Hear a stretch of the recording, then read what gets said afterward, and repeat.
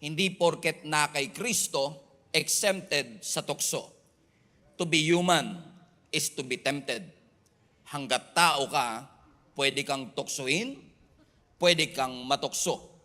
There is no level of anointing that will give you exemption sa mga temptation ng ating buhay. Pero bago tayo magpatuloy, kailangan lang klarong-klaro muna sa ating lahat na hindi naman po kasalanan ang tukso in itself. Ulitin ko, ang tukso hindi kasalanan. But the way you respond to that temptation will determine if this will become a sin or not. Pag pinag-aralan niyo po ang Biblia, makikita niyo na maraming mga biblical heroes ang tinukso din. May mga nagtagumpay, may mga bumagsak. Si Adam and Eve nung tinukso, bumagsak sa temptation. Si Cain nung tinukso, bumagsak sa temptation, nakapatay pa. Si King Saul, natukso. Si Samson, natukso. Si David, natukso. Si Peter, natukso. Si Judas, ng Judas, at natukso. However, meron din naman po tayong forefathers na nagtagumpay. Katulad po ni Apostle Paul. Si Daniel, nagtagumpay siyang hindi kainin ang king's food. Si Shadrach, Meshach, and Abednego. We just read it right now. Si Joseph, nagtagumpay. And of course, makakalimutan ba natin? Si Jesus Christ, who won over this temptation. Bakit? Alam po ng mga taong ito, kasama na ang ating Panginoong Yesus, na nagtagumpay sa tukso that lahat ng kasalanan is evil. Lahat ng kasalanan is destructive. May mga kasalanan at temptation na nagbibigay at nagdadala ng consequences na pagdudusahan mo in your lifetime. May mga kasalanan at temptation din naman na magdadala ng consequences hindi lang sa lifetime mo, kundi sa susunod na lifetime ng iyong mga anak at ng iyong mga apo. May mga kasalanang nakakapagsira ng relasyon, may mga kasalanan at temptation na mapupunta ka sa kulungan. We can be tempted about everything. You can be socially tempted. Tempted sa alcohol, cigarette, any forms and any kinds of addiction, overspending, overeating, drugs, and sexual immorality. Kaya nga po si Apostle Paul one time sa Romans chapter 7, nabanggit niya po na alam kong makaka-relate tayong lahat. Ang sabi po niya sa Romans chapter 7, I do not understand what I do. For what I want to do, I do not do. But what I hate, I do. Nakaka-relate ba kayong gano'n? Sa madaling sabi, yung gusto kong gawin, hindi ko magawa. Tapos yung hindi ko gustong gawin, yun naman ang aking nagagawa. Verse 22, For in my inner being, I delight in God's law, but I see another law at work in me, waging war against the law of my mind, and making me a prisoner of the law of sin, which is at work within. Everybody say within. Put that in the chat. Within. What a wretched man I am. Who will rescue me from this body that is subject to death? Thanks be to God, who delivers me through Jesus Christ our Lord. So then I myself in my mind, I'm a slave to God's law, but in my sinful nature, I'm a slave to the law of sin. Pansinin nyo, even Apostle Paul are saying, sinisikap kong gawin ang tama, pero bakit parang kung ano yung dapat kong ginagawa, hindi ko ginagawa, at yung hindi ko dapat ginagawa, yun ang aking nagagawa. Para bagang kahit may motivation at puso ako na sundin ng Panginoon, there is another law that works within me. Ang sabi ni Apostle Paul, na parang nagmamanipulate sa kagustuhan ko mangyari. Bakit? Nadi-discern ni Apostle Paul na ang temptation by its very nature, mali na kagad. Yung sinful temptation na ito na ini-introduce sa atin, yung sinful thoughts na ito na ini-introduce sa atin, sa ating puso at sa ating konsensya, nararamdaman na po kagad nating mali ito. In fact, let me just establish this, mga kapatid, na most of us can easily discern ano ang tama at mali. Madaling malaman ang difference ng black and white. Ang mahirap i-differentiate yung white sa dirty white. Yung tama sa mukhang tama. Nakukuha niyo po ba ako, mga kapatid? Pero ang sinasabi ho sa atin ng Scripture, na lahat tayo mga kapatid, kahit pa idinidesire natin na ibigay natin ang ating buhay sa ating Panginoon, there will always be some sort of power that will work contrary to what you desire para ikaw ay mapalayo sa ating Panginoon. In other words, all of us will face the heat of temptation, the fire of that temptation. And let me tell you this, yung fire na yan na ating pagdadaanan, yung temptation na yan na pagdadaanan natin, yung apoy na yan can either make us or melt us, depends on how we will respond into it. Are you still with me, mga kapatid? Na para bagang mapapansin ninyo na parang sinasabi ni Apostle Paul, yun ang gusto kong gawin, hindi yun ang akin nagagawa. Bakit to? Kasi napansin nyo ho ba na hindi ka naman matutokso sa isang bagay na malakas ka. Madalas, natutokso ka dun sa lugar na mahina ka. So kung mapapansin nyo, yung mga bagay na nagfo-fall ako, hindi ka nagfo-fall doon, at yung mga bagay na mahina ka, malakas ako doon. So kung mapapansin nyo, ang tukso very personal. Kung ano ang appealing sa iyo, yun ang iyong ikinababagsak. Wala po naman siguro sa atin ang nagke-crave sa safeguard, for example. Sino sa inyo, nagugutom ako, parang gusto ko ng safeguard today. Parang hindi ka nagke-crave no, sa isang bagay na hindi appealing. Usually nagke-crave ka sa mga bagay that appeals to you. Kaya pala, pag inugat nyo po yung word na temptation, in the Greek, yung salitang temptation will actually reveal the weakness within you. Let me repeat. It is revealing the weakness within you. So ang temptation doesn't come from the outside. It comes from the inside. It awakens your weakness. At ginagawa ni Satan na maging subtle and discreet para ilabas yung bagay na nasa iyo na talaga. Kaya pala sabi ng Scripture paulit-ulit, maghanda kayo. Prepare because your enemy will attack you. Sabi ng Apostle Paul, be on your guard because day after day, he will attack your weakness. Ang sabi ng Matthew chapter 26 verse 41, kahit tahimik yung katabi mo kasi siya ang topic natin today. Ang sabi ng Matthew 26:41, basahin po natin sabay-sabay.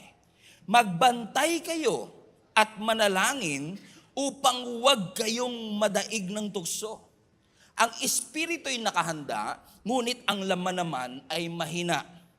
The spirit is willing, but the flesh is weak. James chapter 1 verse 14 to 15. Temptation comes from our own desires, which entice us and drags us away.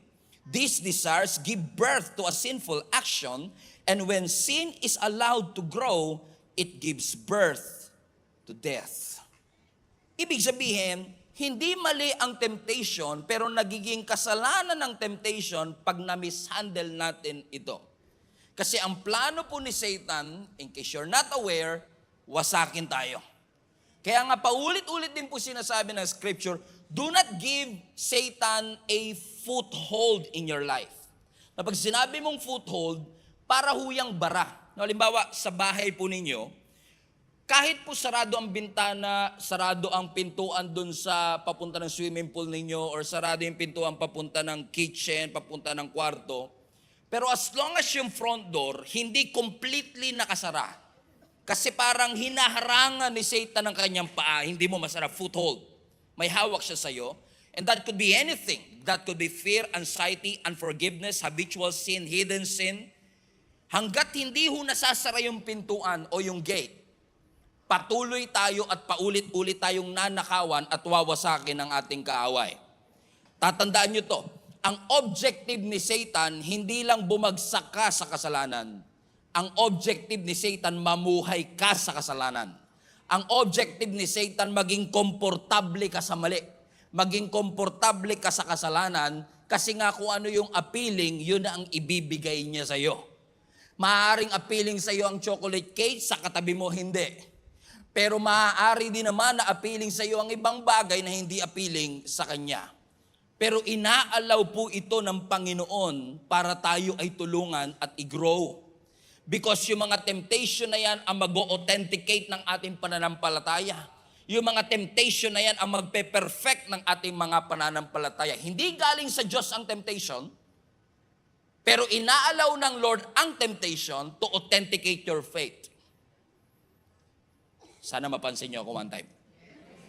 Ulitin ko lang, tinitest tayo ng Diyos, pero hindi tayo tinetempt ng Diyos.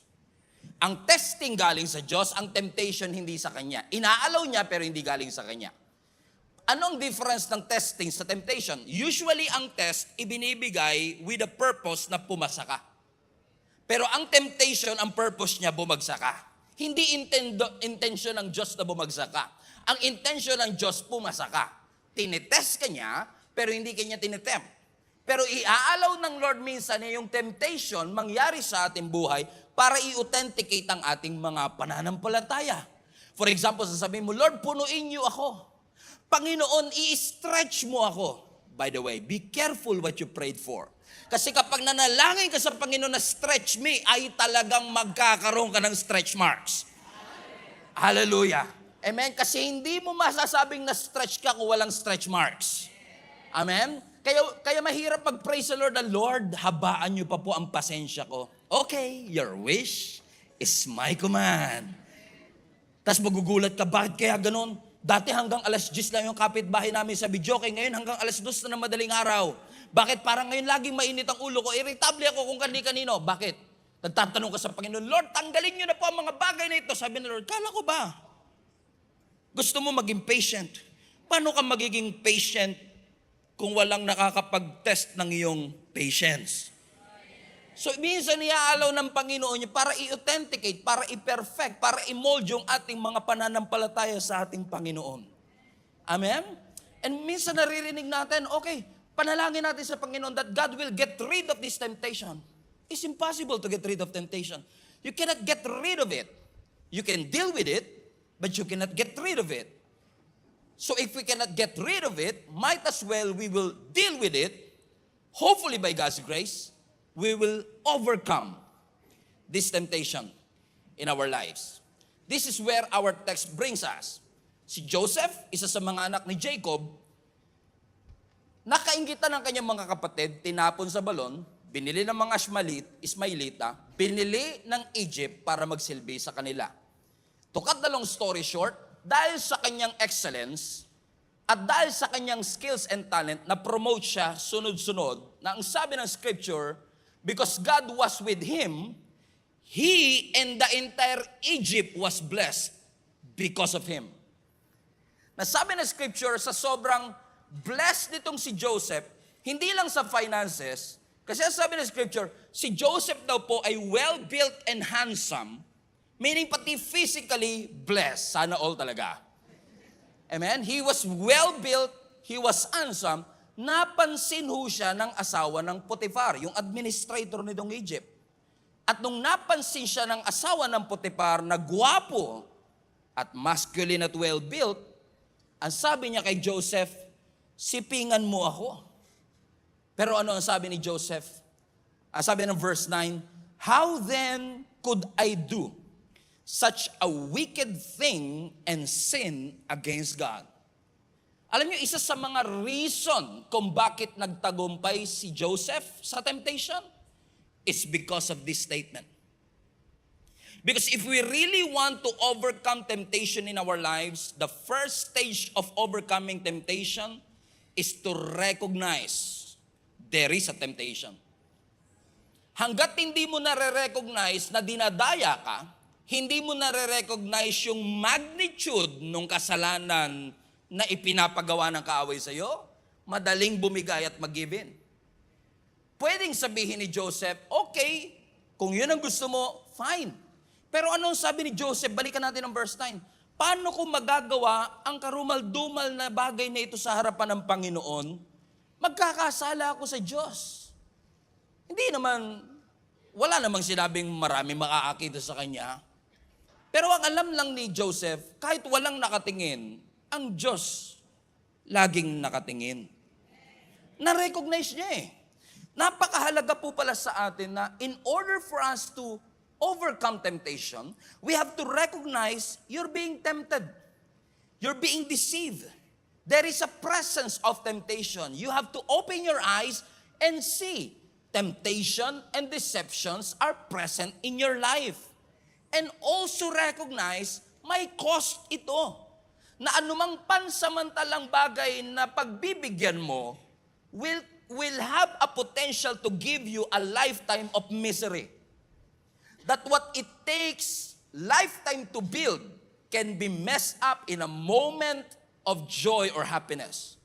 Kayang sirain ng pansamantalang kaligayahan ang dekadang pagsisikap at pagpapagal na meron ka. And once na-recognize mo, mas mahalaga yung pinaghirapan ko, mas mahalaga yung pamilya ko, mas mahalaga yung ministry, mas mahalaga yung simbahan, mas mahalaga yung trabaho, mas nagkakaroon ng power ang bawat isa sa atin na ma-overcome ito if we recognize you are being deceived. Napansin niyo mga kapatid, sabi ng verse 7, dahil gwapo itong si Joseph, sana pansinin niyo ako one time lang, no? Nung pansinin niyo sa verse 7, sabi ng scripture, the master's wife took notice of Joseph. Kung mapapansin niyo, yung babaeng ito, napansin si Joseph. And alam ko, marami tayong theory na sinasabi nila, Pastor, madali lang naman kay Joseph na tumanggi dito sa asawa ng Potiphar kasi malamang naman matanda na to sa kanyang edad. Siguro si Joseph medyo bata-bata pa, tapos sabi nga ng scripture, handsome, hindi naman sinabi ng Bible na yung asawa ni Potiphar maganda eh. Pero imagine niyo in that day and age, in that culture, ikaw si Potiphar, mataas ang katungkulan mo sa Egypt, you can choose whatever and whoever woman you want. So I submit to you that this master's wife is one of the most beautiful woman in the entire country. At itong isa sa pinakamaganda babae, napansin si Joseph. And it's very important for us na madalas tayo napapansin tayo ng kaaway. Kaya nga kung iniisip natin na kapag naglingkod tayo, kapag nagpastor tayo, exempted na tayo sa temptation, nagkakamali po kayo. In fact, pag nagpastor kayo at naging part kayo ng serve team, mas nagiging target kayo. Napapansin kayo. Parang tumitindi commitment yan ah. Nag-enroll na naman sa growth track yan ah. Nag-enroll na naman sa link up yan ah. Bigyan ng pagsubok yan. Bakit? Mapapansin ka eh. So walang problema doon. Talagang mapapansin. Naalala nyo si Job? Di ba? Ibinida siya ng ating Panginoon kay Satan eh. Sabi niya, napansin mo ba? Yung anak ko si Job, matuwid yan sa harapan ko.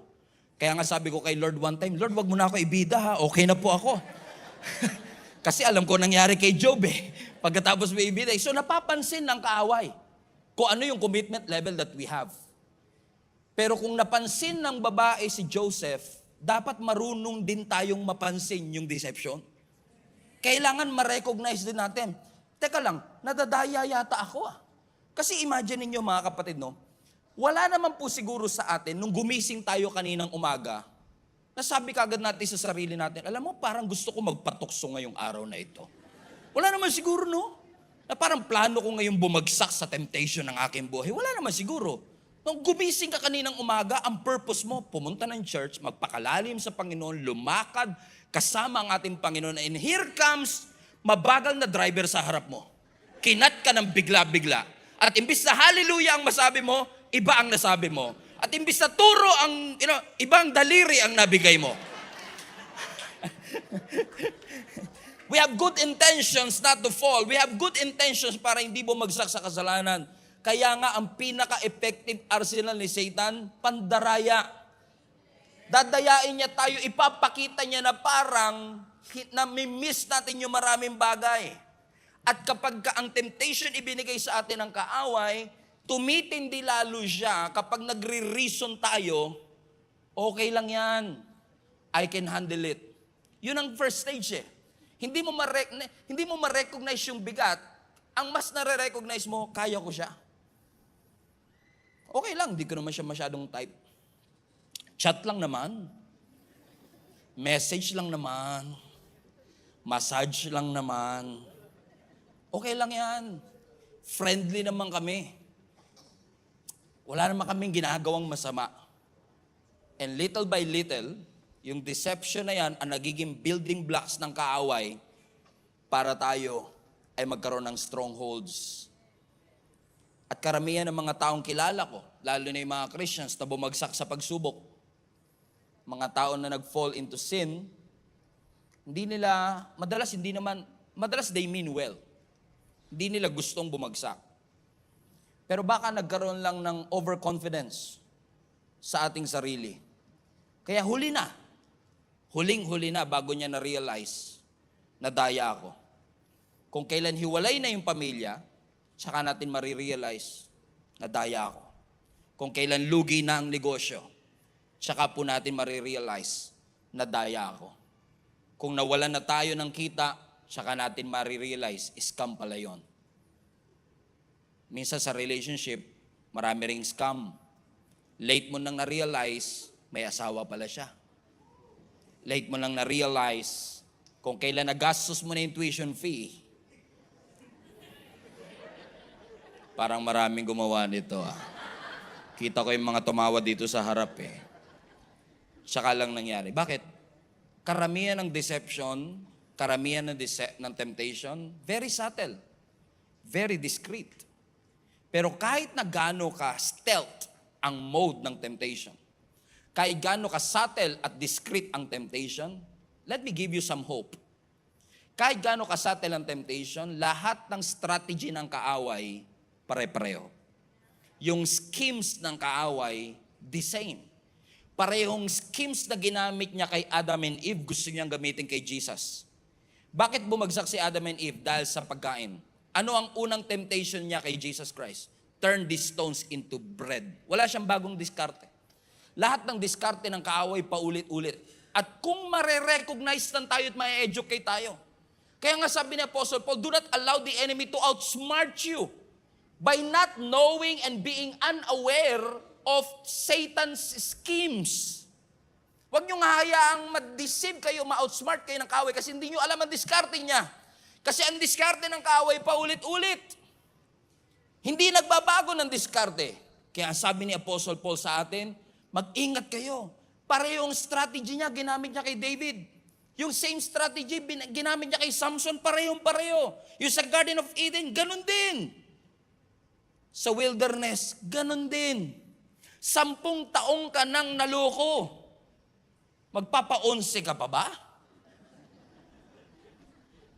So kung paulit-ulit ang diskarte ng kaaway at paulit-ulit ang kanyang tactics, ano ang tactics ni Satan in the first place? Buksan natin ang ating Bible sa 1 John chapter 2 para ma-recognize natin. 1 John chapter 2 verse 15. Do not love the world or anything in the world. If anyone loves the world, the love of the Father is not in them. Basa, verse 18. For everything in the world, the lust of the flesh, the lust of the eyes, and the pride of life comes not from the Father, but from the world. And most of the temptation you can categorize with these 3 categories. Lust of the flesh. Everybody say lust of the flesh. Now, ano ang lust of the flesh? Yan yung mga cravings natin. Lahat ng klase ng cravings.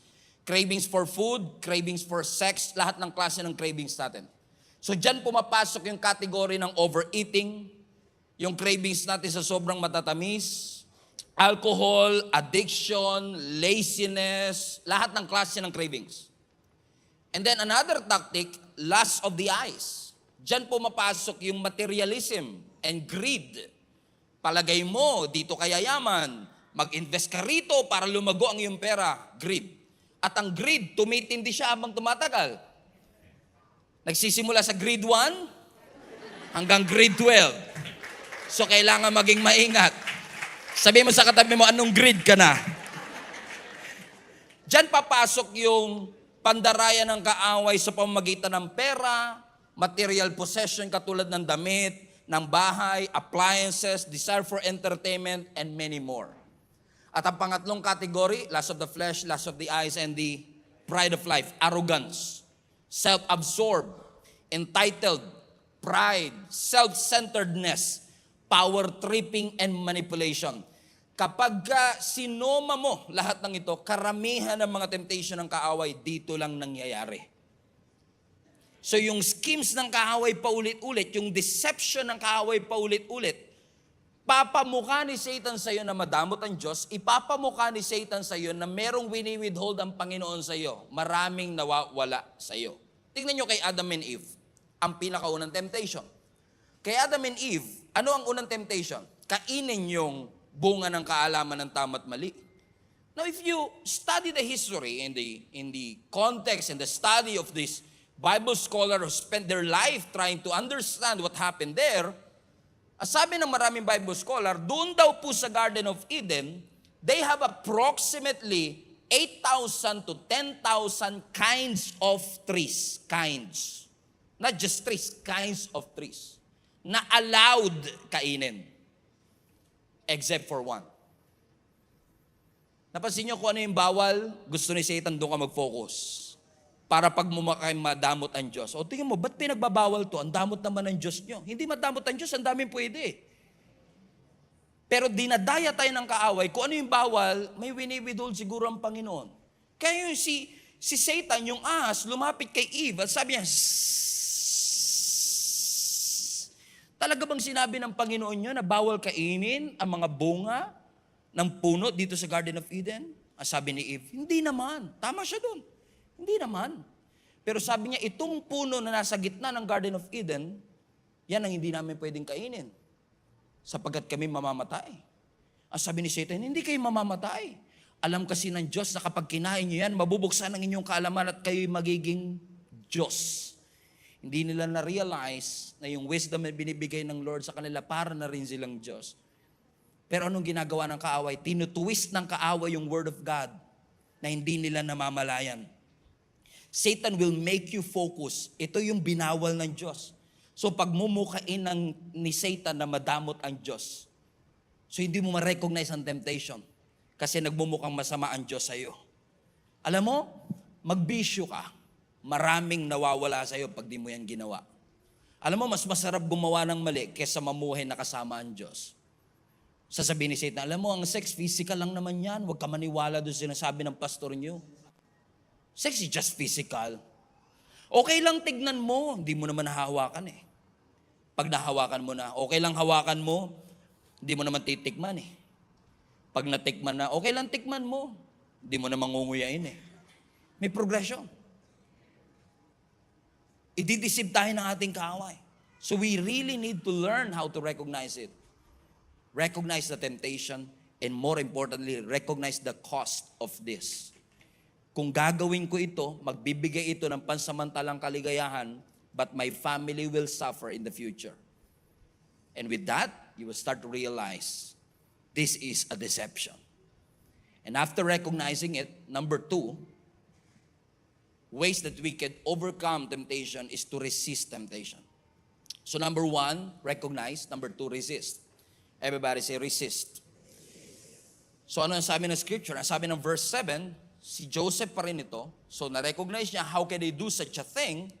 Sabi ng verse 7, after a while, his master's wife took notice of Joseph, and sabi ng scripture, come to bed with me. So inaya o inakit ng asawa ni Potiphar, itong si Joseph, sipingan mo ako. Pero ano sabi ng verse 8? But he refused. Resist. Tumanggi si Joseph. At madalas mga kapatid, sa unang temptation, madaling tumanggi. Ang mahirap, kaya nga resist eh. Madaling mag-refuse sa una, pero pag paulit-ulit, yun yung mahirap. So ano nangyari? Nung tinanggihan ni Joseph yung asawa ni Potiphar, hindi huminto yung asawa ni Potiphar. Tinuloy pa rin niya. Ang sabi ng verse 10, and though she spoke to Joseph day after day, so every single day, come to bed with me. Come to bed with me. And every single day, Joseph refused to go to bed with her or even to be with her. Bakit? Alam ni Joseph, pwede akong tuksuhin pero hindi ko kailangang magpatukso. Alam ko na kailangan kong i-resist ang bagay na ito kasi alam kong sisira ito sa pagtawag ng Panginoon sa akin, ng calling ng Panginoon sa aking buhay. Ano po? Okay. Ano po? Ano po ang gagawin ninyo kapag one day, gumising kayo madaling araw, pagbaba nyo ng kusina, nakakita kayo na magnanakaw sa loob ng bahay ninyo? Hindi rin kayo makapaniwalang may magnanakaw kasi wala naman siya mananakaw, di ba? Pero assuming na mayaman po kayo. At pagbaba ninyo ng hagdan, nakakita kayo magnanakaw, gaganon-ganon ka pa pagbaba mo. Anong gagawin mo? Obviously, papalayasin mo yung magnanakaw, right? That's the logical thing to do. Pero nakakita na ho ba kayo ng pagbaba niya, nakakita na magnanakaw? Kumain ka na ba? Kain ka muna, tara. Kain ka muna. Wala akong nakitang ganon. Pero spiritually speaking, marami sa ating ganon. Na-recognize mo na there is a deception. Na-recognize mo somebody is stealing your joy and peace. And yet, imbis na palayasin at i-resist. Pasok. Nag-text yung ex. Pasok. Tinitignan lang naman ng ex mo kung may lugar pa siya sa buhay mo. Ikaw naman, pasok. Nagkape ka na?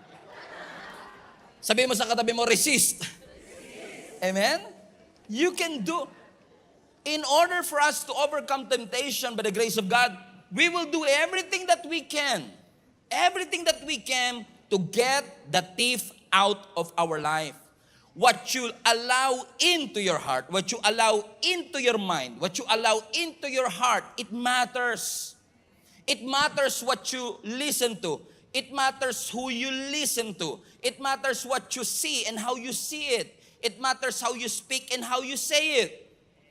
It matters what you allow in your heart because what comes in will always come out. Ano po sabi ng James chapter 4 verse 7? Submit yourselves then to God, resist the devil, and he will flee from you. The devil is just waiting for the opportunity to get into your heart. And you should know who you are and whose you are. You cannot resist the devil kung hindi mo kilala kung sino ka. Amen?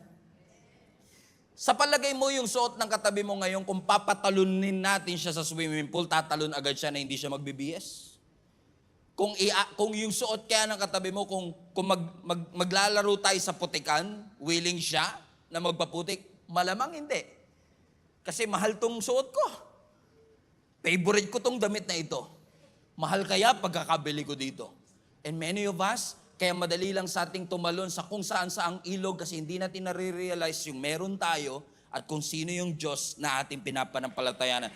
But once you realize that you are the Son of God, you are redeemed, bought with a price, you are forgiven, God has bled, died for you and for me, hindi mo basta-basta bibitawan yung bagay na meron ka. Kailangan malaman mo, anak, yung worth mo. Use every authority that you have as a Christian. Use every authority that you have as a son of God to get the devil out of your life. I recognize, kaya po tayo nag-fall into temptation. And I include myself too. Lahat tayo nag-i-struggle with it. Pero alam niyo, kaya tayo nag-fall kasi may need naman talaga eh. Ba't tayo nag-fall into addiction? May need naman talaga, naghahanap ka ng need. May need eh, may pangangailangan. Yun nga lang hinahanap natin sa illegitimate source. At yun na nagiging reason kung bakit nababaon tayo dito. We cannot resist it kasi nga nalulubog tayo at nalulubog po tayo sa mga bagay na ito. Let me tell you this, the only way for us to overcome temptation is to recognize and resist the devil in our lives. Hindi porket nag-worship tayo at lukot na lukot ang mukha natin kanina, matutuwid ang ating buhay. You need God to be at the center of your life. You need the grace of God to overcome and resist the temptation. Hallelujah. Amen? Amen?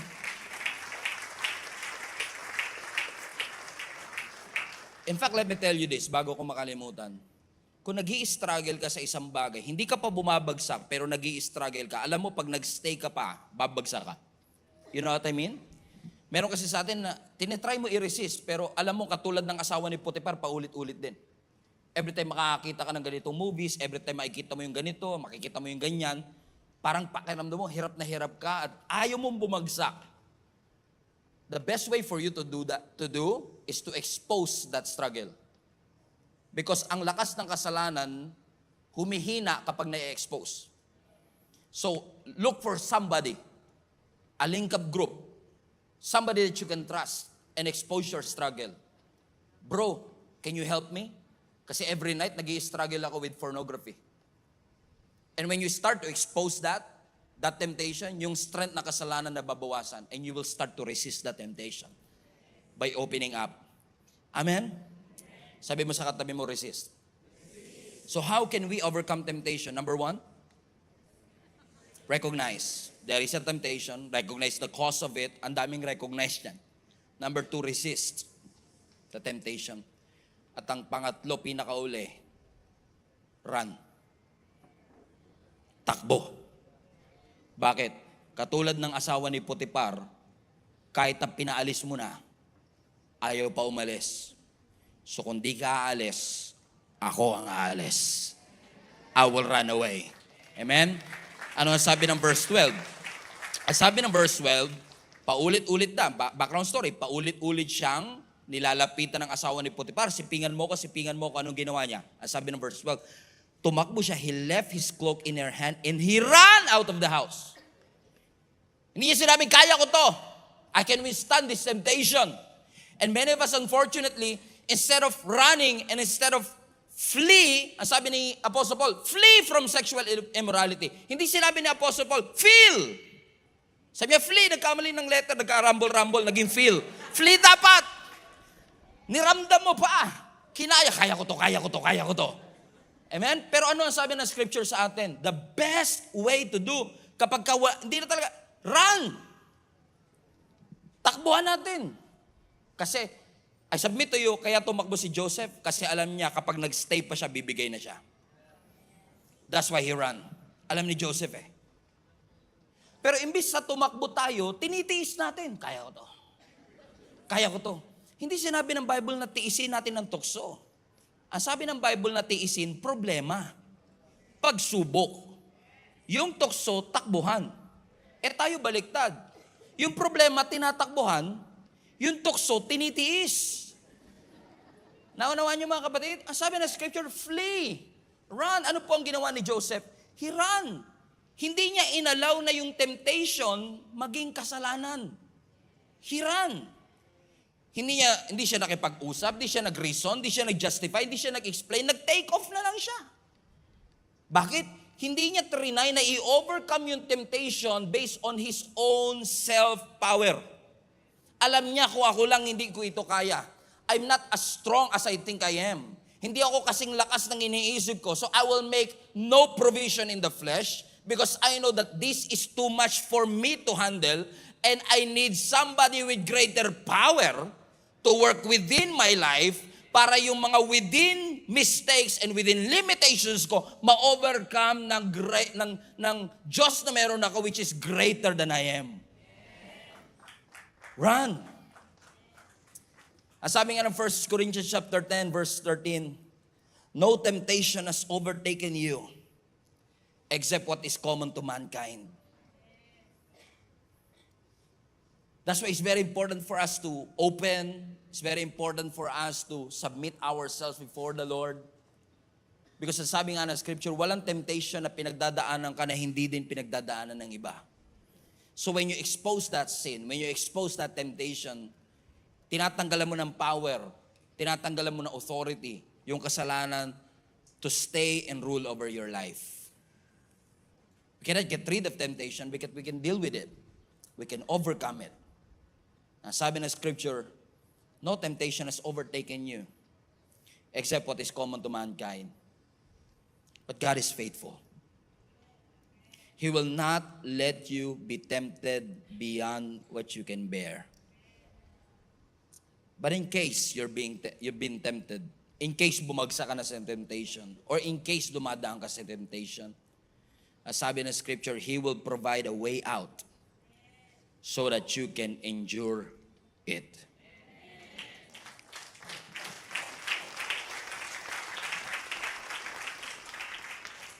So anong susi, Pastor?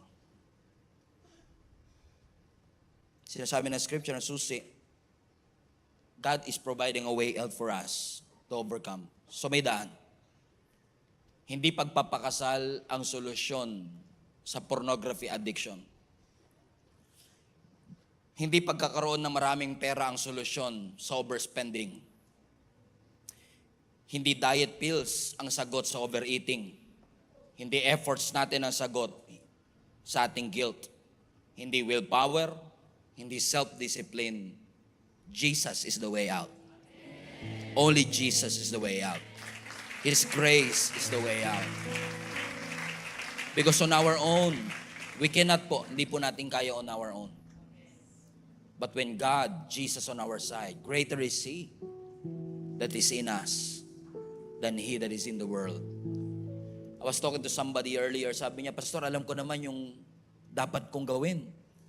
Alam ko yung tama kong gawin. Pero parang hindi ko po kaya. Ano sabi ko sa kanya, buti matino pa naman ang isip mo. Kasi yun naman ang tama. Hindi talaga natin kaya. Mahina tayo, marupok tayo. Lahat tayo nagkakamali, lahat tayo nagkakasala. Pero hayaan mong si Jesus at ang kanyang grace ang mag-enable sa iyo para ma-recognize, ma-resist at tumakbo. Kasi madaling sabihin tumakbo ka. Pero ano mag-enable sa iyo para ma-motivate ka tumakbo in the first place? Kung na-enjoy mo rin siya. Di ba wisdom din sa Lord? Yung ibibigay ng Diyos yung wisdom for us to be enabled. And I was asking myself a question the other day. Sabi ko, si Joseph was able to run away from the temptation. Sana all. Sana all, kayang takbuhan ng lahat ng temptation ng ganun-ganun lang. But what enables and empowers him to really run away in the first place? And I believe, as time goes by, makikita nyo na talagang hindi lang na-recognize. Kasi sabi nga ni Joseph, di ba? How could I do such a thing? Sensible yung kanyang isip. He's wise. He's full of wisdom. Na si Joseph na tinawag nating Joseph the Dreamer, kung maaalala nyo ang buong konteksto ng kanyang buhay, di ba nung bata pa lang siya, nagkaroon siya ng panaginip? Panaginip na hindi niya kayang ma-explain. Amen? Pero nung siya ay tumanda na inakit siya ng asawa ni Potiphar, pre-name up siya, kinasuhan siya ng rape, nakulong siya, ano nagpalaya sa kanya? Di ba yung ability niya to interpret a dream na hindi niya kayang gawin nung una? So ibig sabihin, as time goes by, in-empower siya ng Lord, binigyan siya ng wisdom ng Panginoon. At yung wisdom na yun ang isa sa mga dahilan kung ba't na-empower niya. At nagkaroon siya ng ability by His grace na takbuhan ng ang mga temptation na ito sa kanyang buhay. And I believe that's why very important po ang Sunday worship experience. Bakit? Kasi dito natin naririnig yung mga salitang gusto ng Lord na dalhin natin sa mga panahong daraan po tayo sa mga pagsubok at mga tukso sa ating buhay. Amen ho ba mga kapatid? Kasi mahirap nang mag-aral pa ng patungkol nito pag nandun ka na sa gitna ng temptation. Teka lang bago ka magpatuloy dyan, makikinig lang ako ng preaching about temptation It doesn't work that way. That's why we need wisdom that comes from the Lord to resist, to run away. So I want to challenge you today and remind you, you cannot overcome that temptation all by yourself. You need God and you need people also that can help you. Accountability partners. Mga taong mapagkakatiwalaan na magko-correct, magpapaalala sa iyo. Nauulit na naman. Nagsosolo ka na naman dyan. You need an accountability partner. Intentionally avoid isolation para tayo makapagtagumpay po. But above all else, we need God's grace. We need God to overcome. Let us make a decision today para sabihin natin po sa Panginoon, enough is enough na Lord. I need your grace to overcome this addiction. I need your grace to overcome this temptation. Alam ko, hindi ako alipin. I'm not a slave. I'm a victor. So starting from today, I will not be self-conscious. I will be Jesus-conscious. I will be conscious about what you did for my life, the finished work of our Lord Jesus Christ. That I know will empower me because I know and I remember I am the righteousness of God in Christ. Thank you, Lord, for I cannot on my own.